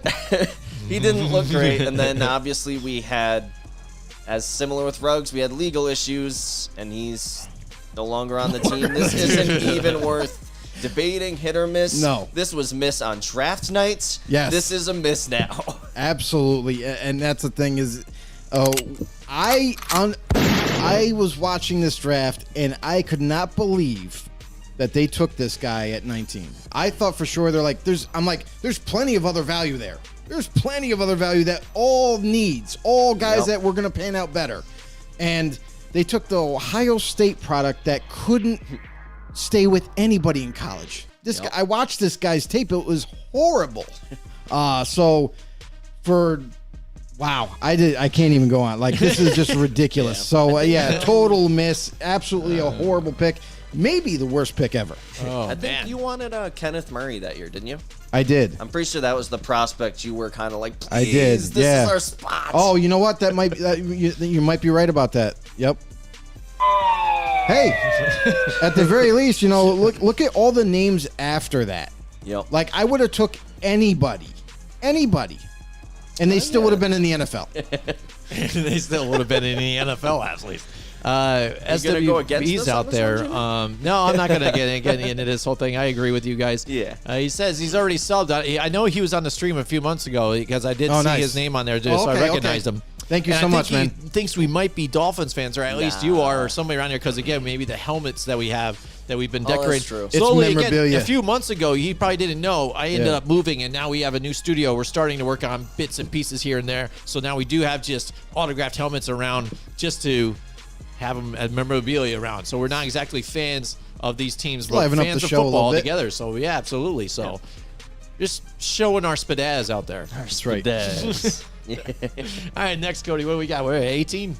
We are at 20 right now. 20 actually. already. Holy moly. Time Yep. flies. This was when the Jaguars took K. Levon Chasson, however you say it. I'm gonna say it Clavon. real fancy like that. I'm gonna say Clavon. I like K. Clavon. Levon Chasson. That Clavon sounds a little Chasson. better. It's come on, say it with me. Clavon. Yeah, it's gonna be more like a Clavon. Deborah kind of situation Oh here. boy. So Bonjour, this c'est guy, I wasn't really sold on him draft night as Bonjour. being an elite pass rusher. I'm like, maybe he can develop, Right. but he's a career backup. That's like the nicest thing I can say about him. He shouldn't have been taken in the first round. Skill-wise, maybe not even the second round. He's a backup. He's probably always going to be a backup. This guy's kind of plateaued early for me. That's a big miss. This shouldn't have even been a first round pick. I Whoa, see. wow, I man, do. so that- I see what you're saying, but you gotta understand this. In that draft with Clavon, he was seen as one of these developmental prospects, where like the ceiling was high. Like Yeah. he has to be developed right. He was seen more of this pass rushing LSU edge rusher who was just wreaking havoc all the time in the backfield. So the Jaguars kind of took him based on like what can he become for us. He can be an edge defender with this type of defense that we like to utilize. We like to send people off the edge. He kind of fits that. We think it's going to pan out pretty well. And when you're picking down at 20, a lot of teams are kind of already their rosters don't have as many holes. So they may take a little bit of a chance on a prospect more than others as they're picking higher up. So I think this was one of those type of picks for them where they were just like, well, we do like the potential. I think we should take him. Let's see if we can work with him and get him there. Cody, you're probably right. He shouldn't have been picked in the first round. Yeah. But the Jaguars probably didn't think he was going to be there for their pick in the second round, and that's kind of what pushes you up. If a team falls in love with you, you might get picked higher than normal. So I agree with you. I think that not only did they pick him too high, but I don't think he's become the player that they were hoping for. So definitely a miss for me. But who knows? Correct. Maybe a couple years down the road, maybe he can pan out a little bit better. Yeah. Yeah, not much to say on this one. I think the same thing with you guys. I All agree right. with that one. We'll go on to another one of those, big misses at 21 here. Just announce it that way, like, oh my! I mean, What are it's. you waiting for? You should have this done is- that with Arnett. I should have. I know, you could have. This pick, almost angered me on draft night. Because I'm just like, oh, Justin Jefferson's right there. And then they're just like, our number one wide receiver, Jalen Reagor. It's like, this was just bad. He was undersized. He doesn't have good hands. Yeah. He doesn't run good routes. It's like, oh, but he's fast. Like, you have to catch the ball for that to matter. Right. And it was like almost karmatic justice later on that now he went on to the Vikings as like the returner. It's like I really hope you had a conversation with Jefferson like, hey, I was drafted before you. That means I'm better than you, right? Like there had to be something, but this is just a very straightforward miss. This guy was pretty bad from day one. Never developed to anything other than a backup. He's a decent returner. That's about it. Jalen Reagor, man. Stinks! Here's the crazy part. His rookie year, right? Or I should say, this is what has happened the last 3 years, right? In 3 years' time, he hasn't hit 1,000 yards. Like, that should say it enough right there. Hasn't hit 1,000 yards in 3 years. You were seen as a guy that, at best, could be a number 2, maybe slot. You know, so for Reagor to come in and to just not develop at all, not become the player the Eagles were hoping for, and you saw that, you know, in recent drafts that, you know, they made the decision quickly and they said Reagor's never going to be the guy we want, so let's go draft another one. So that alone it's a miss, easy. SWB, see you later. SWB's got to go, but he said he'll be on, We'll try Later, to be bro. on more streams. yeah, he said he'd be on more streams, so we want to say Thanks for tuning in, man. Appreciate absolutely. it. It's always a good time. Jalen Reagor, yeah, that's what I mean. They kind of, everybody was surprised and shocked, like, again, when he ended up getting picked, I think, at this part. And ahead too, of the you guy know. that got picked later. Yeah, absolutely. So, I mean, that's the thing. And now Stupid everybody's Eagles. not shocked that it didn't really pan out for him. So now this is one of those things where all the experts were right on this one. And they're like, yeah, like, what the hell are you doing here? And it happened to, you know, the Eagles, which I despise and I hate. So it ended up working nicely for them, you know, and I loved it, you know. But again, you know, they brought him in there. They're like, hey, we're going to go out. This is just the guy we like. And it didn't pan out, didn't be that number 1 for him. And this guy is that miss you're talking about. Again, not getting the yardage, not becoming that guy, which a lot of people never saw him as being in anyways in the first place. So Yeah. there you go. I And agree with that's- you guys absolutely. that's like the- not much to talk about, you know, 'cause Right. the Eagles suck. That's like the one thing in the first round is team picking in the first round, you can't miss. Like, your first round pick is one of those type of picks where, like, there's so much talent up and down the draft board. You just can't afford to miss as an organization in the first round, especially. Like, if you miss in the first round, it kind of transcends into the rest of the rounds and ends up being a disaster of a draft. So this is kind of where it began for the Eagles, and it didn't get much better after that. And they're really, really kicking themselves as Cody's going to unveil the next Yep. pick. Yep, with the 22nd pick, we had Justin Jefferson Good God. going to the Vikings. And he's like a top 3 wide receiver now. He has been amazing since he entered. At and 22? At pick Yep. 22. So I remember Pick when I was 22. looking through my wide receivers that year, and I'm watching, and I'm like, this guy's incredible. Yeah. Like, why is he ranked below so many people? And like, don't get me wrong, you know, CD and some of those guys, like, they're good wide receivers. Justin Jefferson is different. Right. He is like a generational talent practically at wide receiver. He is incredible. So the fact that Jalen Reagor went Yeah, before right. him is infuriating. Like, I could have been an NFL scout that year, apparently. Like, I think anybody could have told you Justin Jefferson. I can't with the turtle thing, but that's a Way to big throw that in hit. there, Jim. I don't know why I even thought to just put it in. I just thought it'd be funny at that time. It ended up working. There you go. All right. So Justin Jefferson gets picked at 22, and as frustrating and aggravating if you're an Eagles fan as that is. I think that's what it is. I thought But- about the Eagles. And but like, all right, also- Turtles. Just Jalen Reagor. my thing is how did he slide to 22? Yep. And this does show you, right? This shows you how teams view certain players. Sometimes they value certain players very highly, where normally if you're a fan or if you're a person that follows the draft, you're like, I don't get it. I don't see why you're picking this guy. Or, okay, we got a stud. You know what I mean? Like, there's conviction. But this is why it's a crapshoot. This is why there's no such thing as like a safe pick. There's no such thing as this guy's definitely panning out no matter what. We've seen that time and time again every single year. So for a lot of these so-called misses, these teams that, you know, what they did their homework on them, they were convicted in their draft pick, and they thought that they were going to get the right guy. Yep. So unfortunately, good job, Eagles. But Minnesota, wow. What a steal and a half. This guy is absolutely killing it in the league, is easily seen as one of the best receivers in the entire league as well.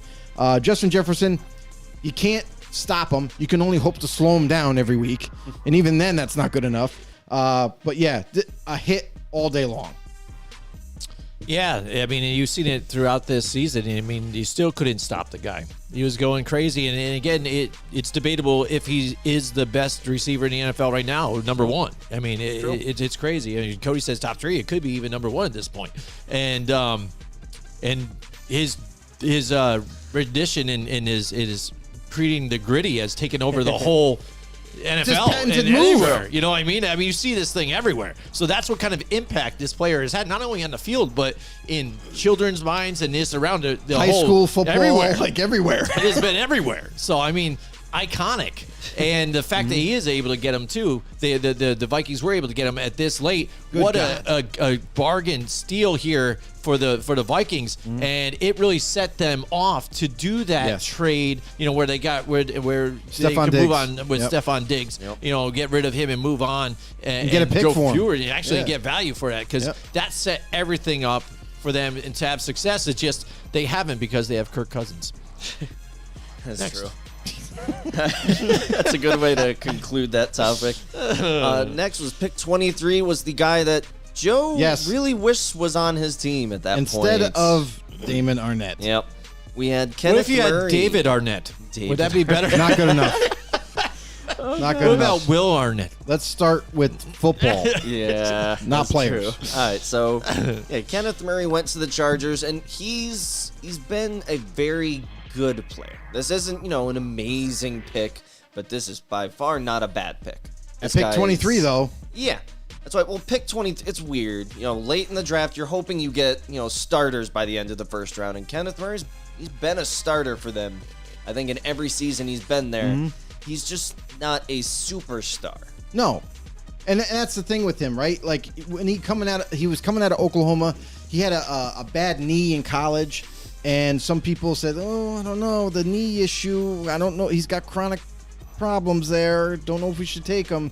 Ends up sliding down the draft, and a lot of people loved this guy. A lot of people saw this guy as like that traditional middle linebacker that could go sideline to sideline with blazing speed and tackles really well, and even had decent coverage coming out of college. So, just a overall solid prospect. And when you're picking in the 20s now in the first round, and you get a guy like Kenneth Murray, yeah, he's not elite, he's not epic by any means, but he gets the job done. So they got themselves a starter, and a solid starter at that. At 23, it's a hit. Yep, I'm going to say the same thing. You guys said it. Not much to really cover on Kenneth Murray on this one. So, I mean, especially Nothing too getting this exciting. further down here. I will say, I think what we're talking about is still more exciting than some of the stuff that NFL.com is talking about. They're actually picking the NFC Cinderella team of 2023 already, without even Little getting to the early. draft yet. Yeah. Wait, there's a what? whole lot Isn't left. that ridiculous? Wow. Whole They lot need to to do. just hire our show. Yeah, the Cinderella team they're picking right now without even drafting yet. They should just hire our show. that's way We got too way early. better What the hell? topics. Seriously, bro. Like, Unbelievable. what are you doing? Yep. That's Right, all. Also, if you're out there Yes. listening, any of the networks, we're for hire. So, just pointing that out there. All right, what do we got, Cody? All right, What's so next at pick 24, we 24, we're had getting there. the number 1 center in the draft, Cesar Ruiz, going to the Saints. And if you look in his first season, there were some struggles. I think he even got benched at some points, but he's developed quite nicely. He's turned into a full-time starter for them over the last 2 seasons. And based on that knowledge alone, I'm going to say this is a hit. If you draft at 24 and you're able to lock yourself down a starter for years to come, that's a hit. Yeah, I agree with you. And that's the thing, too, is like his first year, his rookie year, it was almost like they sat him for most of the games. Needed to further develop. We knew that coming from Michigan, that he still needed to work on some things, and he did. And his second year just took over. And ever since then, they've never looked back. So got themselves a starting caliber player who's doing very well for them on the offensive line. Also, playing with one of the best offensive lines is the Saints. So Cesar Ruiz fell into a great role there for them. And yeah, at 24, man, you get a solid starter like that, like hands down, that's part of the greatest hits. Yeah, absolutely. Again, playing both guard and center too in his second year, and mixing it up, and still not getting a lot of the penalties too. That as you see from offensive linemen too as well. Really a good solid player here for the Saints, and like you said, a great offensive line too on top of it. So I like it too as well. All right.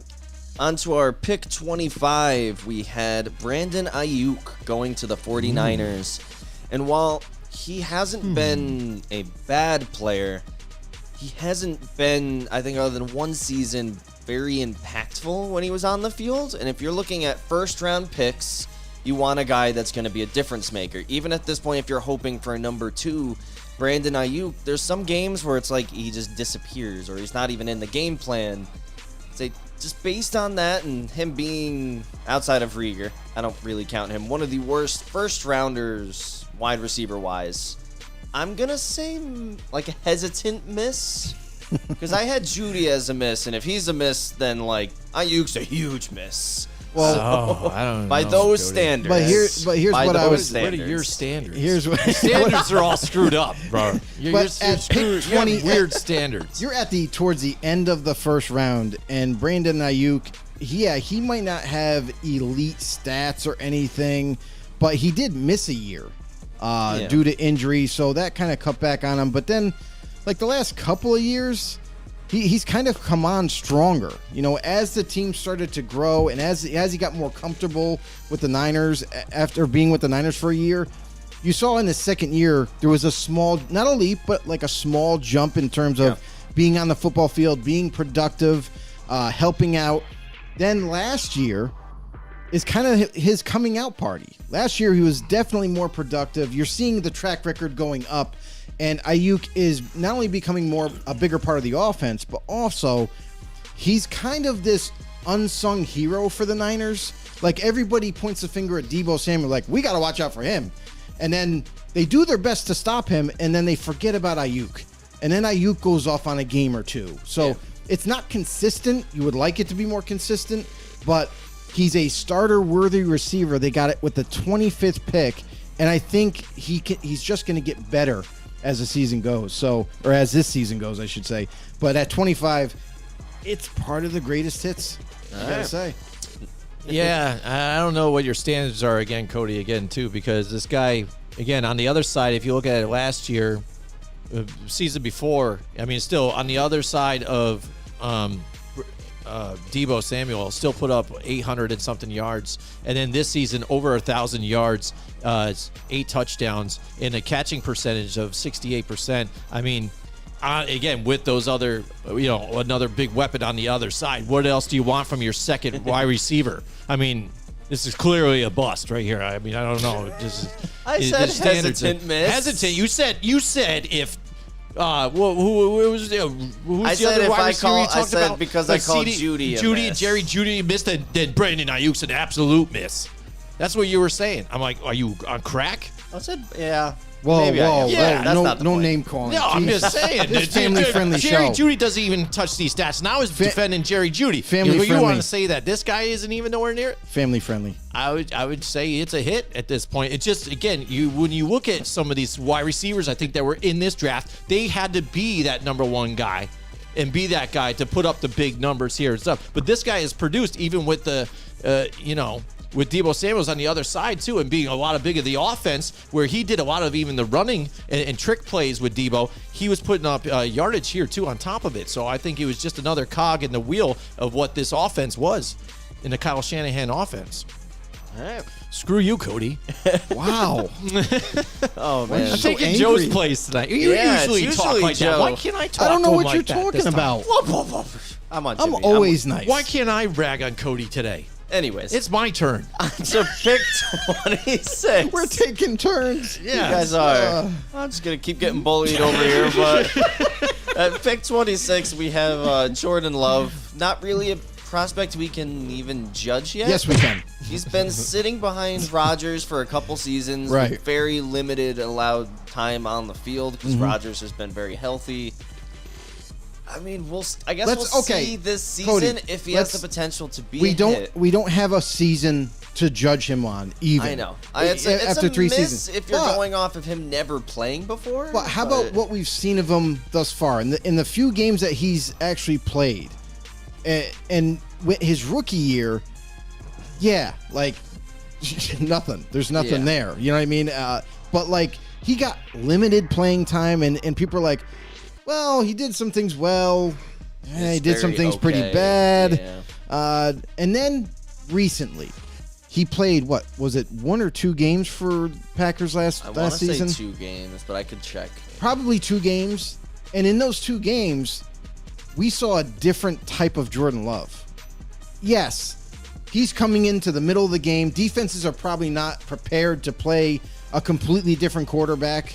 You know what I mean? So they're kind of on their heels in that regard. And then he kind of lit it up. You know, in limited fashion, lit it up in those couple of games and said, hey, I can run this offense. Hey, I am an adequate starter. I can do these things. So, I mean, the projection for him at 26, this is kind of the same equation that Green Bay loves to do. They did it with Brett Favre and Aaron Rodgers. They got Aaron Rodgers, I think, at pick 24 in the first round. And they said, oh, he's going to be waiting in the wings. Then it's time to move on from Favre. They trade him away. Here comes Rodgers. He becomes a Hall of Famer. You know, he replaces the Hall of Famer that once was there. Then Green Bay's like, oh, same scenario. Maybe we could get Jordan Love. We like him. And maybe we can keep this train going. Yeah. Maybe we can develop Love to not only replace Rodgers, but then maybe, if not a great starter, maybe he can just be, you know, a solid starter for us. But with limited fashion, I mean, 2 games, it is still hard to judge him. Yeah. And I will say this, he definitely has upside in the limited snaps that he's had. But pick in the first round at 26, and you still haven't broken the mold, so to speak, of getting into that starting lineup. And granted, I get it. Rodgers was there, so you're not going to. Yeah. But it's hard to judge him like now, because obviously, like you said, only a couple games we can really go off of. Yeah. But a first round pick, like maybe you could have got Love in the second round, maybe. They moved up to get to the They first got right round back to in the get- first that's round, thing. yeah, to get him. To grab him. That So maybe adds to it. Maybe they could have got him in the second round, and they didn't want to take that chance. But picking in the first round, I feel like this is a miss for right now, Yeah. with the potential of being a hit down the road. There we go. Love actually saw, I'd say, more than just limited time in 1 appearance last season against the Eagles. It's probably the one you're referring to when you lit Yeah. it up. He was 6 for 9, 113 yards, and a touchdown. And that was towards the end of the game. Yeah. Like, you know, he just finished it. Yep. Yeah. I mean, and that's what it kind of did spark people's interest. I would Right. say that thing. Yeah. I would say, because all we've known so far is he's just sitting back there. Aaron Rodgers is obviously the starter here, but they wanted to bring him in because Matt LaFleur, it's his second year with the team. So he kind of, I think, wanted to do what you guys said. Again, Aaron Rodgers, he looked well enough for them, but they're looking for the future and who's going to run my offense the way I want it to. Aaron Rodgers had been butting heads with Matt LaFleur since he started. He tried to take audibles away from Aaron Rodgers, try to do things, other things, and try to do it his way. And Aaron didn't really like that type of situation. And even since then, he's been really abrasive to him and the whole franchise altogether. We've been dealing with the whole. We see what we're seeing now with It's mainly with, Gutekunst. Well, I know, but we see what's going on with this Yeah. whole situation. Yeah, I now. get you. And so because of all that situation here, Yeah. and him stomping his foot, and I don't want to leave, and blah, blah, and this and that, we had seen the fact that, you know, Love has been, his development has been stipend and things like that, hasn't been able to get on the field because you do have Aaron Rodgers, who says no to Aaron Rodgers out there. And even being out there, he isn't really taking a step down at what we've seen. Like last year, he still had the MVP situation. So you can't say or justify we got to put this younger guy in right now. So that's the reason why we haven't been able to see much from him. So it is a big question mark. It is a big who done it? What do we have here? But with what we did see this year, it did spark our interest and say, maybe they were onto something and we're just only unable to unlock it right now. So far, it's been a bust, but who knows? Maybe it's that secret hit there what we got. So I don't know what I just said. I don't know if But it was actually a we've hit come- or a miss, but we've I come full left you circle. wanting Secret hits. and waiting to see what it might be. How about All right. that? I like the secret hits. That should be a new one. So at pick 27, we had linebacker Jordan Brooks going to the Seahawks, and it's very similar to how Damn we kind of Seahawks. talked about Kenneth Murray. It's one of those very consistent linebackers, not gonna jump off the paper with amazing productivity, but he's been a very consistent starter. Checks all the boxes you need him to. I'd say it's a hit. This is for a linebacker at this spot. It's a pretty good pick. And a starter. Yeah. And a guy that is just blazing on the football field. He flies around. Great tackler. I was actually jealous of this pick as well, as you can tell from the Damon Arnett pick. This is another guy where I would have been happy with taking him at 19. Jordan Brooks. I saw him at Texas Tech. This guy was just an animal all over the football field. Super solid tackler. Blazing speed for a linebacker and size. He had 247 tackles total in 3 years. That is pretty good numbers. Yeah. So this guy in a transformation, right, with Seattle, where they were moving out with some of the veterans, they were kind of moving them out the door slowly, and then they're picking up. And this is one thing that Seattle's great at. I don't know what they do. I don't know what kind of ritual they do to figure out secret talent, but they just do. They find these guys low in the rounds. They find these guys after the draft is over, undrafted free agents and what have you. And then all of a sudden, the next thing you know, they're starters. So Jordan Brooks at pick 27, a guy that kind of went overlooked in this draft. Seattle nails down another solid starter. Hit. Boom, boom. The hits keep coming, and it is from the Seattle Seahawks, who had the Legion of Boom.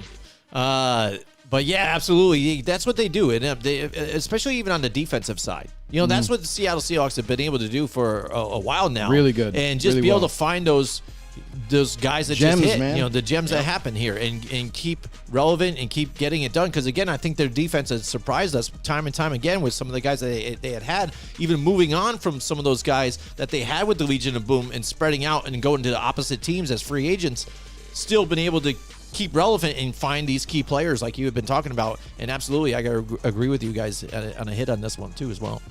All right, at Number our 28. Yep, pick 28, we're almost there. We had Patrick Queen, who is almost a little bit of I'd say, overthought prospect. People were like, "Oh, he's a little small for a linebacker." That's why you saw Kenneth You're right. Murray going before him, Jordan Brooks going before him. Right. But Queen, he has developed into something special. This guy can cover at borderline a safety level. He comes up on the run. He's put on some extra muscle, so that size concern no longer there. Withering away, huh? Yeah, Patrick Queen, he's excellent. This is probably one of the biggest steals, if not the biggest steal of the draft. Yeah. Big hit. Absolutely. Patrick Queen, I was really high on in this draft. I was hoping that he would, obviously we don't know how the draft was going to fall. I should have guessed because my Raiders just usually botch the first round anyway. But Patrick Queen, I actually wasn't sure he was going to fall this far, to be honest. There was so much hype about him, but you're right. There was concern with his weight, with how lanky he was, and they're like, well, he's still got to put on muscle. But it's okay, think about it. You're a college kid, right? You're a college kid, and you're sometimes some of these players, they don't hit the weight room as hard. They don't, and some of them don't even go. They're like, oh, I'm good enough to play. But when you get to the NFL, it's a job. It's seen as a job, even though you love playing the sport, but now you got to work at it every single day. All you're doing is dedicating yourself to working on your body, working on your mind, working on your skills. And Queen, that's what it took for him. Done with school, you transfer into the NFL, and the Baltimore Ravens have done a phenomenal job of developing him, getting him stronger, getting him, where he needs to be. So, 28? Are you kidding me? Queen ends up going at linebacker. I cannot believe he was this low in the draft order, honestly. And, what to say? Guy can cover, can tackle, he does everything. So easily part of the greatest hits. Yep. Easily part of the greatest hits. Yeah, absolutely. Amassing his best season so far with 2 interceptions, a forced fumble, and 5 sacks here, too. So only the sky the limit right here for these guys. And it's that Baltimore Ravens defense, linebackers. Right. That's what you know them as. And again, this is another great addition to the team. And then they get the trade for Roquan Smith this past year. Yeah, that's what I mean. It just now you have Smith. You talk Patrick about these teams that just keep things going. You know what I'm saying? It's just nuts. Jeez. All right, on to our next one. Another one of those guys that's in the category for one of the biggest misses of this entire draft, and that is Isaiah Wilson. Someone who dealt with adversity very early on in his career and handled it horribly. It went right to his head. He had to leave because he was dealing with, I think it was like depression issues and stuff. And instead of fighting through it, he basically left the NFL. I believe the Giants gave him a shot last season, but it didn't pan out. I think he was on the practice squad for a little bit. I was going to say, was it on a practice squad? Yeah, we ended up moving on shortly after that. This is a very easy miss. This is a guy that some people, they had him rated, somewhat high. Some people weren't sure if he was going to make a first round. But Isaiah Wilson, I was kind of perplexed on. Coming out of Georgia, I'm like, I don't really know, one, if he's even ready to play in the NFL. Two, I don't see any, you start to see when you're evaluating these players, you start to see attributes that you like, or maybe he needs to work on this or that, and then he'll be a starter-worthy type of player. But in the first round, that's what you're hoping for as a starter. Isaiah Wilson, I didn't see that from him coming out of Georgia. I just didn't see it. And for him to go in the first round, even if it was a dead last pick in the first round, I don't think he was deserving of that. I think Tennessee, this is where when Tennessee made the pick, I'm like, that is a huge reach. I don't even know why he's in the realm of the conversation. You're ugly. You're disgusting. And this is the conversation they had. Give me $200. Exactly. So Tennessee whiffs big on this one. This is it's definitely made the list. He's made the list of the worst players ever. The list for the miss. Man, there you go. So I think you guys said it all on this one. I mean, you took the words right out of my mouth, like every single word, right? It had to have been. So yeah, I'm gonna agree with you guys on this one. That's fine. That's all. It's Cody, not. That's apologize good. Last to the time man. it's barely It's fine. played. Apologize to him. No, Cody, Anyways, that's okay. We're gonna I'm not go on yelling to at the Cody next right now. pick Yeah, and move on from pick 29. I know. I know. Why are you away getting me to from yell all at the Cody? personalness. So 30. with pick 30, we had. Oh, I'm gonna butcher this. Go for it. Noah Igbenogany. I think it's said like that. He's a cornerback for the Baloney Lions. has a first name. And Igbenogany? this kind of falls into the realm of, do you call it, what's your definition of hit or a miss? He's still Right. on the team. He's not a not a bad player. He's pretty good. But he's kind of fallen into like a career backup kind of role. He plays slot corner for them a lot. Yeah, like And- it kind of falls into your definition of hit or miss. Right. I guess for a first rounder, I'd say a little more than 30. just. I know. A little more than just an 30. inconsistent slot corner. So 30. with that being said, I'm gonna say miss. I wish people could have saw your face as you were looking at me, going like, He's like, is Joe gonna rip my head off right now? Should I say this like, nice? all right, I'll say hit. I'm sorry. Right. So Noah, he was one of these corners that nobody had him pushed up high or anything. A lot of people had him right where he ended up getting picked in the lower first round pick, maybe high second. But a guy that was going to come in, was going to develop, and a lot of people saw him as an inside corner, slot corner, not so much outside. And in Miami, this is kind of one of the luxuries. Miami had several first-round picks, and this is one of those things. Like we talk about Austin Jackson, their last pick before this, and how it's a luxury pick. They can take some chances, and at pick 30 in the first round, they get themselves a slot corner. A guy that is never going to be an outside guy, is always going to contribute in the inside game, and he's a solid corner. Not great, but he's solid. So for me, at pick 30, he's a hit. All right, yeah, Miami, again, like you just said, was stacking up on picks, had picks to pick. They needed to fill that spot, too, as well. So, I think, again, solid pick for the team overall, and I think they benefited the last couple seasons. Again, that defense staying true, and now that offense is taking form, too, as well. So I like it, too, as well. All right. On to pick 30. I'm not rude like Cody. He's like, this guy just sucks. Unless it's an pick Eagles pick. 31. It's All a right. slot corner in the first round. How dare you? Oh my word! Man, it's just turning 31, into a 31. roast with Go for it. 31. Go for it. We had corner Jeff want you Gladney to coming be off nice. the board, and I believe Joe was fairly high on this guy coming out of college. like and him. in his first season, Joe looked like a genius. This guy was looking good. He looked like he was going to be a starter going forward, and like then he hasn't played. He in starts 2 to come and then he years. pulls out. It's Yeah. been 2 years now. Like Injuries, man.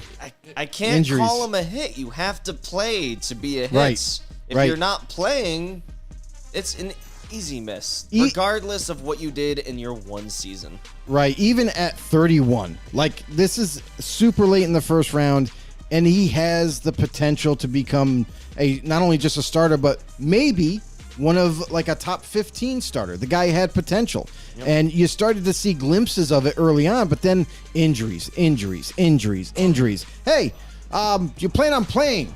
I'm just wondering, like, when is that going to happen? But that's kind of really what's holding him back. I really was curious to see when and if he could stay healthy, how much better he can progress to be. Because at pick 31, if they got themselves a number 1 corner, or even at the very least a number 2 corner that can lock down one side or the other, this was a huge hit. But so far we haven't been able to see it. And just like some of the other players earlier in this draft, we've said it before. If you're not on the football field and producing and showing the team that you were worth that pick, we can't give you a hit on potential. So has to see the execution on the football field. And so far, Jeff, you have missed the cut. So you are a big miss. Boom. Yeah, and I agree with you guys on that one too. Again, because when you saw the pick there, you're like, yeah, okay, maybe this is a nice Steal. right I thought here it was at a this point. steal. Yep. And just we haven't been able to see anything about it to see what will happen with this whole situation. So again, what you said, your best availability is to be there, your best ability to be out there, and just hasn't. So we haven't got a chance to see what he could be. So at that point, it's just got to be a miss at this point here for them. So All right. where are we at? Number 32. We're on to 32. The last Last one. one. The Unless we Chiefs- wanna It's go been in a the second marathon, round. Cody. Oh, gosh, it's been no. a marathon. Yeah, Let's all want right. to talk about the Cinderella team of 2025. I think I'm good. We'll move on to pick 32, which was Clyde Edwards-Helaire going to the Chiefs. And, they got what they wanted out of him. He is a very solid running back, runs hard, he can catch passes.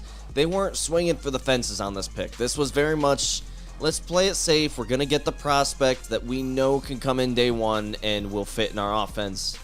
And I guess on that aspect, I'm going to say that this is definitely a hit for them. This is one of those confusing picks for me because Hold on. hold on. Penalty. What's up from Playland the Beach? Oh, Paul Playland the Matty Beach. is There in the he is. He's in the house. house. Just in time for pick 32. Yeah, Let's just in time go. for the ending. All right. Late, but always on time. That's right. But this pick right here, this is kind of perplexing for me because Clyde Edwards-Helaire, first year, I'm like, these got another running back that's just going to pan out and he's just going to run all over the field. The guy was amazing. Let's just say what it is. Didn't time well at the combine. Like, we already knew that he was like a bowling ball type of player, a guy that just breaks tackles, makes people miss with his quickness, and he had great hand catching ability. So fits perfectly for Chiefs. Looks like he's going to have not only just a good career, but a very long career with the Chiefs. Now is not so much in good standing with the Chiefs, and they're moving on from him. And now they have Isaiah Pacheco as their guy. So this pick to me is like, all right, same thing like, CJ Henderson. You were on the team. Now you're not in favor of the team. You're not on the team anymore. You're going to be moving on. So for me, even though it's pick 32 at the end of the first round, it is still technically a first round pick. Yeah. You're not on the team. Goodbye. This is going to be a miss. All right. Yeah. Yeah, I'm with Joe on this one. Cody, again, I don't know what the frig you're thinking. Again, what, He had a lot of touchdowns this last season. Oh my goodness! And then lost his job. And he doesn't. He's not even playing really. Where was he in the Super Bowl? He was on the couch. I'll wait. Yeah. The couch. Yep.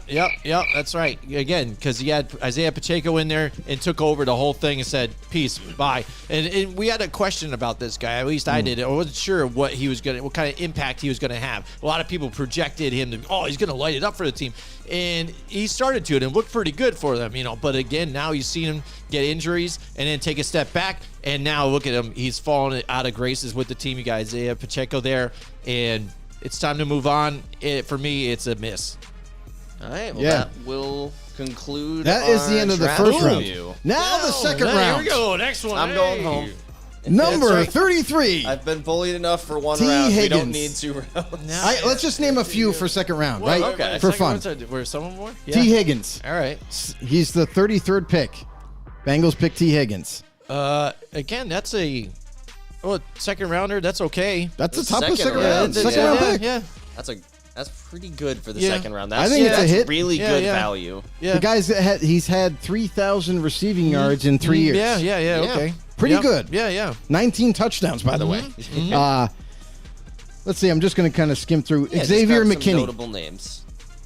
Yeah. I remember that pick. I was yeah. very excited. Yeah, that was a good steal. And Yep. again, you weren't sure at first because of the major injury, but when he came back, he's just been balling, straight balling. Absolutely. At sometimes he even looks like the only guy in defense playing. That I had- is You know what I very mean? true. I remember distinctly that I had him as my number 1 safety coming out. Boom. Ends up going in the second round. Craziness. Yeah. No one needed a safety apparently. But you know something? That's the other thing too about the draft is that brings up another topic, like safety position. It's not highly valued anymore. No. And there's no safety so far that's come out and said, "Oh, you got to get him in the top 5." All these safeties seem to be undervalued, much like running backs. Yeah. Where they're starting to. You might not see them in the first round at all, but you'll see them in the second round. Yeah. Well, I think some of the safeties that were picked early and maybe even again made some people steer away from that because even Derwin James has been good on the field, but when you get picked that early and then you're injured and stuff like that too, it ends up Right. being a problem. Yeah, and Derwin James, to be fair, was picked in the middle of that first round because of his uncanny ability to cover and play the run and do everything extremely well. We haven't had a shut down type of safety since many years ago. Like when you had the guys like Ed Reed, when you had the guys like Sean Taylor, when you had those guys that were like, oh my God, you have Troy Polamalu. you have to take those type of safeties early, top 5, top 10. We're not seeing those type of safeties coming out, and I wonder if it's because, like you mentioned, like now they're not picking them that high. Yeah. But no, I think it's because there's certain players that could play that role and play that high level, but they choose corner because that's where the money's at. Yeah, They you choose see a lot different of converts positions now, So- like Julian Love, how he Right. was a 4th-round corner who got converted to safety, and it Or- revitalized his career real fast. Or you look at Isaiah Simmons. Isaiah Simmons played both safety and linebacker. Well, he's like, well, I think I'll do whatever you want, but I'll play. They felt comfortable with him playing linebacker. But imagine that, a 6'3", 240-pound safety That that would could be run a 4.4, horrifying. that could hit you, that could play the. That would have been something. But Yeah. whatever. I digress. Maybe in the future. Number 38, and this is one of your favorites. Uh-oh. Your Gross Matos. Gross Matos, Matos. I loved his name. It's about all I loved from Gross. He hasn't exactly done a lot on the field. Hasn't done a lot. I feel like he's been in and out of the lineup often. Yeah. And has only had 8.5 sacks for a pass rushing specialist. Yeah. So Oh my God, to me, who it's the definitely hell a miss with that cares? pick 38. And hopefully we'll see what happens because now there's a new regime there. Yeah. Maybe they change it up a little bit. Yeah, maybe they cut him. This pick right here was definitely a steal. Oh yeah. Turned out to be anyway. From Miami at 39, Robert Hunt, guard. From That's very Louisiana, a guy that slid down because of the school he came from. This is kind of, sometimes this happens. Yep. And he didn't face really any tough competition. So we're not going to take him. Miami did. And now is a lock at starter and guard for them. And not just a very good guard, but also a guy that has the capability and potential. If he keeps developing the way he does, he's all pro easy. Yeah. We touched a little on it earlier when we were talking about guys, just those overthought prospects. We touched more on like this guy's underweight or this guy's a little undersized. And in this guy's case, it was just going to kind of the wrong school. You see kind of guys that'll hide in the back because they're like, oh, they went to this school. This year, the only guy in my like early scouting that I've seen that I'm like, this guy's getting a little overlooked because he was just at a bad college is Zay Flowers from Boston College. Yeah. Yep. 'Cause they're just not a good college football team, but he is a great player. But I don't Right. know when we're going to see him get drafted because he is small and he's coming from a bad team. So we'll see. Yeah. Jimmy, what do you got to say about Robert Hunt? Not much. I really don't care. You don't care about it. I wanted to talk about just the first round. I'm good. All right. Jimmy's like, Let me. check that. Good. I'm done. I'm going to name a couple more that we may be surprised where they're picked. Jonathan Taylor. Oh, yeah, I He gets forgot picked he at was- 41 for the Colts. Forgot he was in this. That to me is like Oh, yeah, a that's a steal good and a one. half. Yeah. Steal and a half. Yeah, that was a good one. Maybe I'll switch my Clyde Edwards now, remembering that Jonathan Taylor was. Oh, in this draft. yeah. Clyde Edwards, he's an absolute hit. He's a stud. I didn't say absolutely. Anyways, yeah. putting words in my mouth. This show's just gonna be you guys bullying me for like Just 3 hours. All right. One last one, and then we're out. All right. Pick 53. Yep. Eagles. Jalen Hurts. That's a hit. That's a big hit. I was waiting for Jimmy to That's say a hit. that is an Yeah. absolute mess. Boom. No, I know. There was so many like question marks around Hurts coming out of college because they're like, is he that good of a passer? Is he even that good of a runner? Right, He was right. benched. Like there was a million question marks, and he silenced the doubters so fast. I was one of those doubters. I didn't think he was going to Yeah. be much, and he proved me wrong really fast. He's developed very nicely. He is a great quarterback. He stays healthy despite the fact that he runs hard when he goes. He does not like sliding. And we'll see if it continues he'll learn. in his Oh, career. yeah. He's going to learn. It takes one injury to learn real quick, but That's right. it just shows at any point in the draft, these hidden gems can pop up. We see That's every right. year. That's right. Third, fourth, even sometimes in the seventh, guys like Oh, you know it. these guys like Diggs, Yep. Thielen, they were guys that dove in the draft. Some didn't even get drafted.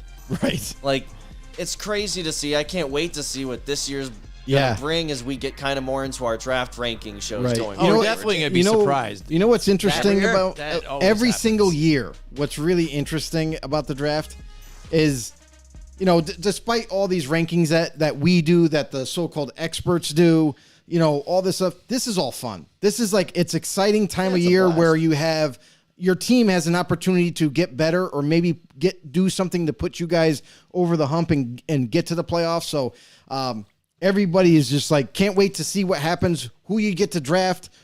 And then 3 years from now, come right back here and we're going to review everything. And we're going to take a look at what your team did. Yep. We've seen quite a few misses. We've also seen quite a few hits. So tune in next week. Are we going to do we want to do like any of the start doing the draft things next week? Yeah, probably. Yeah, I we'll think get we're- into it again. yeah, like we Cody only got- said, there's only we a got couple 4 of weeks, weeks. 4 weeks. Yeah. Four until more it I think- shows actually until the happens, so. draft. I think that's fair. I think we should start doing it, and maybe we do, I don't know, like, do we do like a few positions or do we do just offense and then defense? What do we? We'll figure it out throughout We'll do the a few. week. Yeah, We'll we'll figure kind it of out during the week. fine-tune We'll our let game you guys plan. know out there. Absolutely. Yeah, so tune in next week where we It'll be start better. the draft. Yeah, it'll be better than picking the Cinderella team of this year already. So. Absolutely. Before the draft even happens. If you haven't done so already, please do us a huge favor. Please help us grow this football community of ours by heading over to YouTube. Go to our channel, hit that subscribe button, hit that notification bell to let you guys know when we go live. You can also follow us on Facebook and take us anywhere on the go and be in the know. Anywhere you get your podcasts, iTunes, Spotify, you name it. Hit that follow button. Make sure next week you guys fully come prepared because we want to see comments down below, want to see questions like our boy Pro was doing, and even some of your opinions or whatever you want to talk about. Drop them down below. Like the video, share the video. Let's go, know-it-alls. All right, we'll see you guys next time. Join us next week from 8 till 10 Wednesday night for more Football on the Know with Jim and Joe.